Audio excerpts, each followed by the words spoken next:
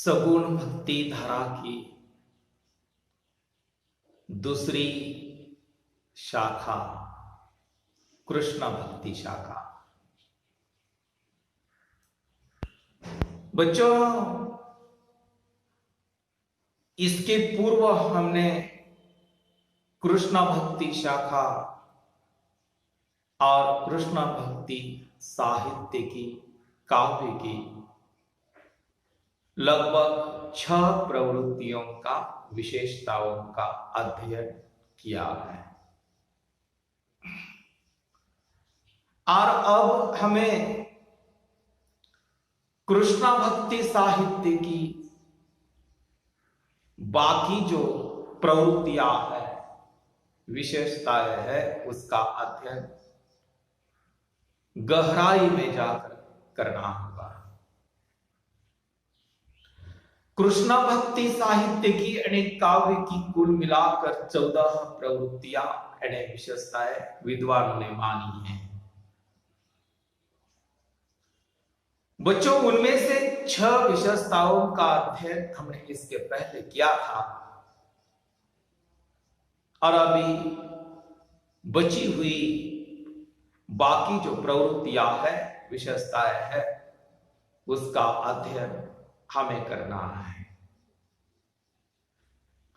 कृष्ण भक्ति साहित्य की यानी काव्य की 7वीं विशेषता है प्रेम की अलौकिकता। बच्चों, पुनः एक बार मैं उच्चारण कर देता हूं। कृष्ण भक्ति साहित्य की 7वीं विशेषता है, 7वीं प्रवृत्ति है प्रेम की अलौकिकता। भक्तिकालीन कृष्ण काव्य में प्रेम की अलौकिकता दिखाई देती है। बच्चों, कृष्ण काव्य एक तरफ भक्ति है, दूसरी तरफ प्रेम है। अनेक कृष्ण काव्य में संत कृष्ण भक्त कवियों ने प्रेम को अत्यधिक महत्व दिया और यह जो प्रेम है, यह प्रेम राधा और कृष्ण के, गोपी और कृष्ण के माध्यम से उन्होंने वर्णित किया है। परंतु एक शब्द है बच्चों यहां, प्रेम की अलौकिकता। बच्चों, अलौकिकता शब्द का अर्थ क्या है? या प्रेम अलौकिक कैसा होता है? बच्चों, आपके जानकारी के लिए बता देता हूं, प्रेम के 2 प्रकार होते हैं। एक लौकिक प्रेम, दूसरा अलौकिक प्रेम। फिर ये लौकिक प्रेम क्या है, अलौकिक प्रेम क्या है? बच्चों, लौकिक प्रेम जो होता है उसी को सामान्य प्रेम कहा जाता है, साधारण प्रेम कहा जाता है, जो शरीर को देखकर, रूप को देखकर, सौंदर्य को देखकर जो प्रेम किया जाता है वह लौकिक प्रेम होता है। बच्चों, इस लौकिक प्रेम में वासना है, लौकिक प्रेम में इच्छा होती है, लौकिक प्रेम में स्वार्थ होता है। और अलौकिक प्रेम किसे कहा जाता है? अलौकिक प्रेम उसे कहा जाता है जो पवित्र ऐसा प्रेम होता है, जिस प्रेम में कोई स्वार्थ नहीं, कोई वासना नहीं, कोई शरीर नहीं, कोई सौंदर्य नहीं, आत्मा से किया हुआ जो प्रेम होता है, परमात्मा से किया हुआ जो प्रेम होता है, जिस प्रेम में पवित्रता की भावना है, उस प्रेम को अलौकिक प्रेम कहा जाता है। कृष्ण काव्य में जो प्रेम का वर्णन हुआ है वह अलौकिक प्रेम का चित्रण हुआ है। राधा कृष्ण से प्रेम करती थी, वह साधारण प्रेम नहीं था, वह लौकिक प्रेम नहीं था, वह सामान्य प्रेम नहीं था, वह वासनात्मक प्रेम नहीं था, उस प्रेम में कोई स्वार्थ छिपा हुआ नहीं था। राधा जो कृष्ण से प्रेम करती थी वह उच्च धरातल का प्रेम करती थी, उच्च कोटि का प्रेम करती थी, वह पवित्र ऐसा प्रेम करती थी। इसीलिए तो कहा जाता है ना कि राधा कृष्ण की अनंत काल की प्रेयसी थी। अनंत काल की प्रेयसी किसे कहा जाता है बच्चों?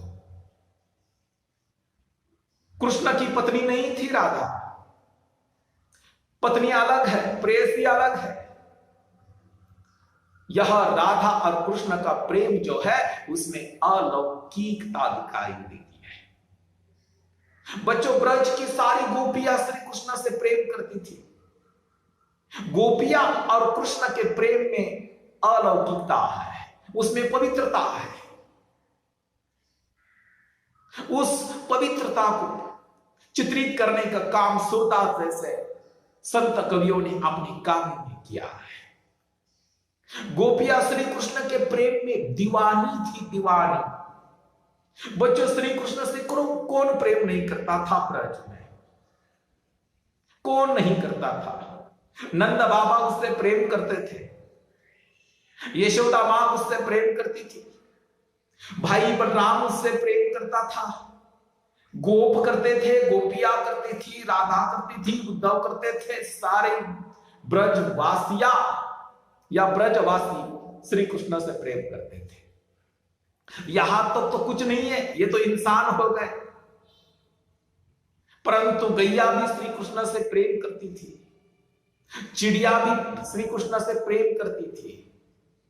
यानी ये जो प्रेम का चित्रण किया गया है वह प्रेम अलौकिक, ऐसा प्रेम हमें दिखाई देता है। बच्चों, मीराबाई के पद पूर्णतः दैन्य भाव से भरे हुए हैं। मीराबाई तो यानी संत मीराबाई तो श्री कृष्ण के प्रेम में दीवानी बन गई थी। अपना पति गुजर जाने के बाद वह 24 पल 24 घंटे श्री कृष्ण के भजन और कीर्तन और नाम स्मरण में मग्न रहती थी। मीराबाई ने तो अपना प्रिय कर श्री कृष्ण को माना था। उसने तो बचपन से ही अपना पति माना था उस कृष्ण को। मीराबाई तो अपने पदों में कहती थी, मेरा दर्द न जाने कोई, मेरा दर्द न जाने कोई, सूली ऊपर सेज पिया की किस दिन मिलन होई, मेरा दर्द न जाने कोई। मीराबाई कहती थी कि मेरा दर्द, मेरे अंदर का दर्द कोई नहीं जानता। मेरा जो प्रियतम है श्री कृष्ण, अरे वह तो ऊपर सोता है और मैं तो नीचे सोती हूं, हमारा मिलन कैसा होगा? बच्चों, उस मिलन में क्या है? अलौकिकता है, उसमें पवित्रता है। यानी कृष्ण काव्य में प्रेम की अलौकिकता चित्रित हुई है, हमें भी दिखाई देती है। कृष्ण काव्य की 8वीं विशेषता है रीति तत्वों का समावेश। बच्चों, ये रीति तत्वों का समावेश, यानी ये रीति तत्व क्या होता है? बच्चों, भक्ति काल के बाद उत्तर मध्य काल जो है वो रीति काल है।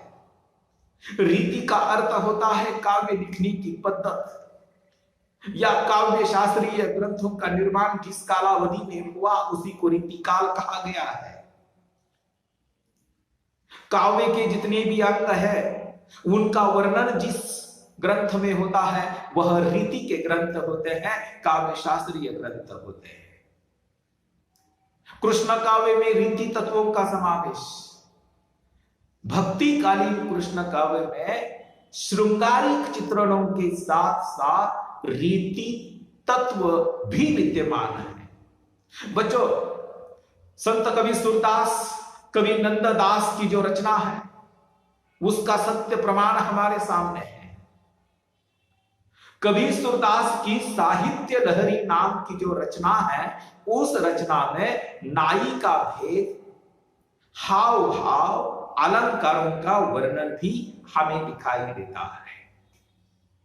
कवि नंददास की जो रचना है उसमें भी नाई का भेद, हाव भाव या रीति आदि का विस्तृत विवेचन मिलता है। विरह मंजरी में विरह की अनेक काव्य शास्त्रीय भेदों की चर्चा की गई है। यानी इसका अर्थ क्या है कि कृष्ण काव्य केवल श्रृंगारिक काव्य, प्रेम का काव्य, केवल लीलावादी काव्य नहीं है। केवल श्री कृष्ण की लीलाओं का ही चित्रण नहीं किया गया, उसमें काव्य शास्त्रीय अंगों का निरूपण भी हुआ है। इसका अर्थ यह है कि रीति तत्वों का समावेश भी उसमें हुआ है। कृष्ण काव्य की 9वीं विशेषता है सामाजिक पक्ष। सामाजिक पक्ष का अर्थ होता है बच्चों समाज, समाज का चित्रण या सामाजिक जीवन का चित्रण। यद्यपि हम यह मानते हैं कि कृष्ण भक्ति काव्य यह लीलावादी काव्य है, ये प्रेम का काव्य है, यह भक्ति का काव्य है, यह श्रृंगार का काव्य होते हुए भी सूरदास जैसे कवि ने, नंददास जैसे कवि ने या कृष्ण भक्त कवियों ने उस समय यानी तत्कालीन सामाजिक, धार्मिक, सांस्कृतिक परिस्थितियों का यथार्थ चित्रण अपने काव्य में, अपने ग्रंथों में किया है। बच्चों उसका एक मैं उदाहरण मैं आप लोगों को बता दूंगा। जिस समय श्री कृष्ण ब्रज को छोड़कर मथुरा चले गए, मथुरा के राजा बन गए, मामा कंस को मारा, अपने माँ बाप वसुदेव और देवकी का उद्धार किया, अपने साथ उद्धव को ले गए थे।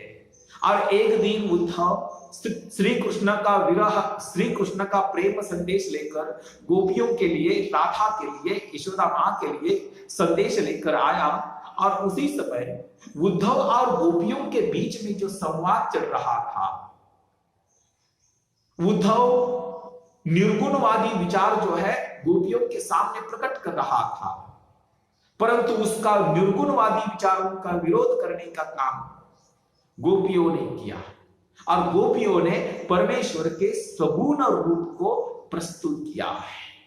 यानी कलियुग के प्रभाव का वर्णन करते हुए इन कवियों ने धर्म का पतन, धार्मिक विडंबना और कुरीतियों का भी वर्णन कृष्ण काव्य में हमें दिखाई देता है।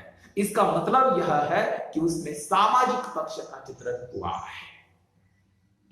कृष्ण काव्य की 10वीं विशेषता है ऐतिहासिक पक्ष। ऐतिहासिक पक्ष का अर्थ होता है इतिहास पक्ष। बच्चों कृष्ण भक्तों की जो स्तुतियां है, कृष्ण भक्तों की जो प्रशस्तियां है, यह ऐतिहासिक दृष्टि से अत्यंत महत्वपूर्ण है।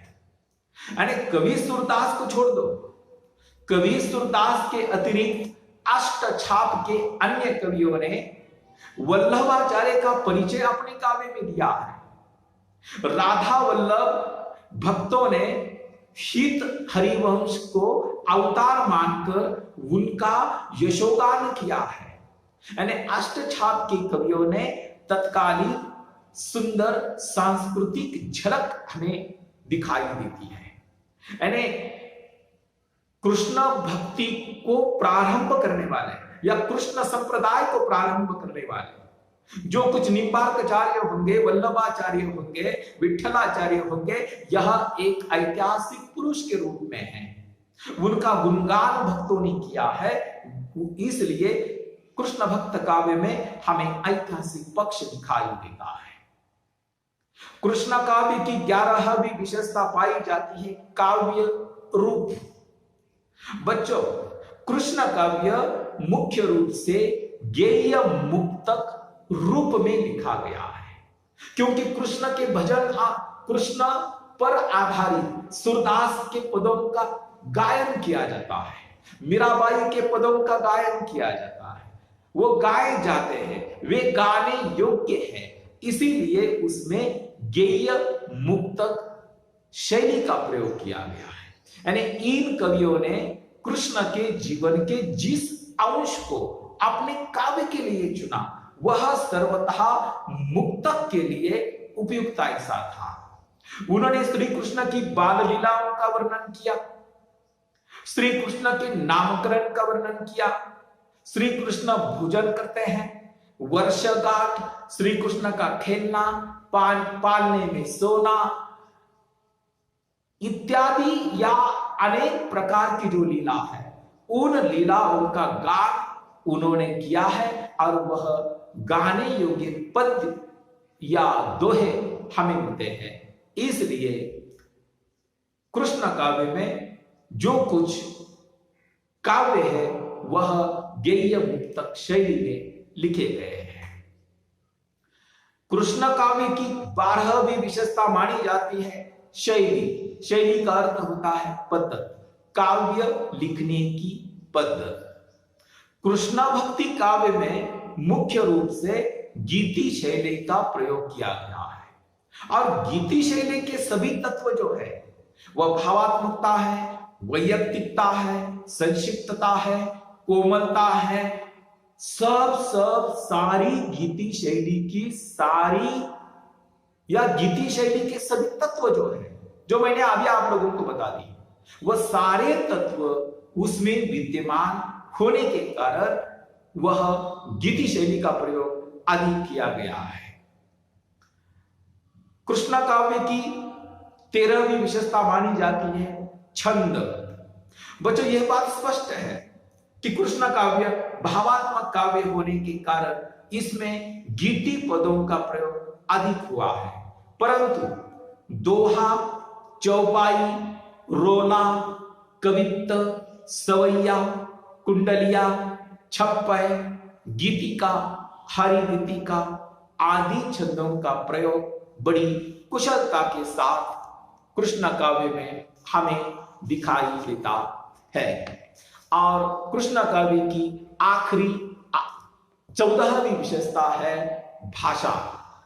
बच्चों कृष्ण काव्य में श्री कृष्ण की जो जन्मभूमि है या श्री कृष्ण छोटे से बड़े जहां हुए या जिस भूमि में हुए वह भूमि है ब्रज, और ब्रज की बोली जाने वाली जो भाषा है वह ब्रज भाषा है। यानी सूरदास ने अपना कृष्ण काव्य या सुर सागर नामक ग्रंथ लिखते समय ब्रज भाषा का प्रयोग किया है और ब्रज भाषा बाद में इतनी लोकप्रिय हुई कि समस्त उत्तर भारत में ब्रज भाषा यह साहित्यिक भाषा के रूप में स्वीकार की गई। यहां तक कि भक्ति काल के बाद जो रीति काल है, रीति काल में भी काव्य के लिए ब्रज का प्रयोग किया गया। किंतु इन कवियों ने एक बात की है कि ब्रज भाषा का प्रयोग करते समय या ब्रज भाषा में कृष्ण काव्य लिखते समय या कृष्ण पद लिखते समय इन्होंने व्याकरण की ओर ध्यान नहीं दिया, व्याकरण व्यवस्था की ओर उनका बिल्कुल ही ध्यान नहीं था। इसीलिए इनके भाषा में शब्द जो आए हैं वो तोड़ मोड़ या लिंग के संबंध में या लिंग संबंधी अशुद्धता हमें अधिक दिखाई देती है। इस तरह से इन विशेषताओं को देखते हुए यह सारांश रूप में कहा जा सकता है कि कृष्ण भक्ति काव्य आनंद काव्य है। इसमें सर्वत्र ब्रज रस व्यापक है। काव्य की दृष्टि से यह साहित्य हिंदी साहित्य में अनुपम साहित्य माना जाता है। कृष्ण साहित्य, राम साहित्य अत्यंत विशाल है और अनमोल भी है।